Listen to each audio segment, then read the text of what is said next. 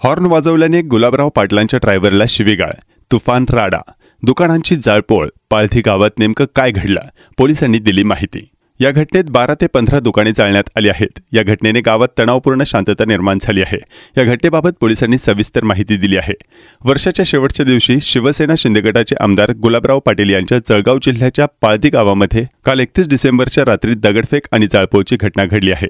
मंत्री गुलाबराव पाटलांच्या परिवाराला घेऊन जाणाऱ्या वाहनाच्या चालकानं हॉर्न वाजवल्याचा आणि कारचा कट लागल्याच्या कारणातून मोठा वाद झाला आहे. यानंतर पाळधी गावचे काही तरुण आणि शिवसेनेच्या काही कार्यकर्त्यांमध्ये राडा झाला. यानंतर संतप्त जमावाने पाळधी गावामध्ये दगडफेक करत जाळपोळ केली. या घटनेमध्ये मोठ्या प्रमाणावर नुकसान झाले आहे. या घटनेत 12 ते 15 दुकाने जाळण्यात आली. या घटनेने गावात तणावपूर्ण शांतता निर्माण झाली आहे. या घटनेबाबत पोलिसांनी सविस्तर माहिती दिली आहे. स्थानिक सूत्रांच्याकडून मिळालेल्या माहितीनुसार मंत्री गुलाबराव पाटील यांच्या परिवारास घेऊन जात असताना त्यांच्या वाहनाच्या चालकाने समोर उभ्या असलेल्या गर्दीला बाजू करण्याच्या उद्देशाने हॉर्न वाजवल्याचा राग आल्यानं काही तरुणांनी चालकास शिवीगाळ केली. यावेळी वाहनात मंत्री गुलाबराव पाटील यांच्या पत्नीही वाहनात असल्याने सेनेच्या कार्यकर्त्यांनी शिवीगाळ करणाऱ्या तरुणांना आवरण्याचा प्रयत्न केला असता अजून काही तरुण धावून आले. त्यानंतर 2 गट आमनेसामने आल्याच्या कारणावरून मंत्री गुलाबराव पाटील यांच्या पाळधी गावात काही दुकानांची आणि वाहनांची जाळपोळ करण्यात आल्याची घटना नवीन वर्षाच्या प्रारंभीच घडल्यानं मोठी खळबळ उडाली आहे. घटनेची माहिती मिळताच पोलीस अधीक्षक डॉक्टर महेश्वर रेड्डी हे घटनास्थळी दाखल झाले आहेत. पोलीस बंदोबस्त वेळीच पोहोचल्यानं हल्लेखोर पळून गेल्यानं वेळीच शांतता प्रस्थापित करण्यात पोलिसांना यश मिळाले. दुकानांच्यासह 4 वाहनांची जाळपोळ करणाऱ्या तरुणांचा शोध रात्री उशिरापर्यंत पोलिसांच्याकडून सुरू होता. मंत्री गुलाबराव पाटील नववर्षाच्या निमित्ताने वणीच्या गडावर दर्शनासाठी गेलेले असताना त्यांच्या गावात सदरचा हा प्रकार घडला आहे. दुकानांची जाळपोळ जमावाने केल्याच्या घटनेला पोलिसांनी दुजोरा दिला आहे. मात्र कोणत्या कारणावरून वाद उद्भवला याबाबत तपास सुरू असल्याचे सांगत मौन बाळगले आहे. या घटनेची माहिती मिळताच आम्ही सर्वजण घटनास्थळी दाखल झालो. काही दुकाने फोडली आहेत. सध्या गावात शांतता आहे. आमचं बोलणं चालू आहे. ज्यांनी हे सगळं केलं आहे त्यांच्यावर गुन्हा दाखल केला जाईल आणि कायदेशीर कार्यवाही केली जाईल. नेमकं काय कारण आहे त्या संदर्भात तपास सुरू आहे. गावात सध्या शांतता निर्माण करण्यासाठी प्रयत्न सुरू आहेत. या घटनेची संपूर्ण माहिती घेऊन कायदेशीर कार्य केल्यानंतर सर्व माहिती देण्यात येईल. आतापर्यंत 1 आरोपी ताब्यात घेतला आहे अशी माहिती पोलिसांनी दिली. काल रात्री मंत्री गुलाबराव पाटील यांचं कुटुंब वाहनांमधून जात होतं. चालकाने समोर उभ्या असलेल्या गर्दीला बाजूला करण्याच्या उद्देशानं हॉर्न वाजवल्याचा राग आल्यानं काही तरुणांनी चालकास शिवीगाळ केली.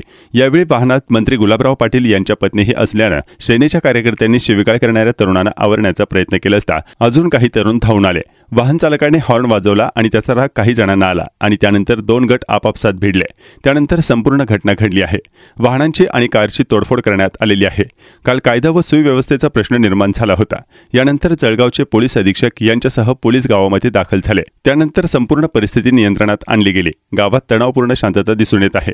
कोणताही अनुचित प्रकार घडू नये यासाठी प्रयत्न सुरू आहेत. उद्या सकाळी 6 वाजेपर्यंत ही संचारबंदी असणार आहे. जशी जशी परिस्थिती निवळेल तशी संचारबंदीचा कालावधी केला जाणार आहे. आतापर्यंत 20 ते 25 अज्ञातांच्या विरोधात गुन्हा दाखल करण्यात आला आहे. जाळपोळ करणारे नेमके कोण होते त्याबाबत अद्याप माहिती पोलिसांना पूर्णपणे मिळाली नाही. 2 ते 4 जणांना पोलिसांनी ताब्यात घेतलेलं आहे. त्यांच्याकडून जी माहिती मिळालेली आहे त्यानुसार कारवाई सुरू आहे. मात्र मंत्र्यांच्या वाहनांना अडवण्याचा प्रयत्न झाला होता. ही अतिशय गंभीर बाब आहे. पोलीस प्रशासनाने देखील यावर गंभीरतेने दखल घेतलेली आहे. काल रोजी रात्री धरणगाव पोलीस स्टेशन अंतर्गत पाळधी या गावामध्ये 1-2 गटातील भांडणाचं पर्यावसन हे थोडंसं काही दुकानांची जाळपोळ करण्यामध्ये झालं होतं.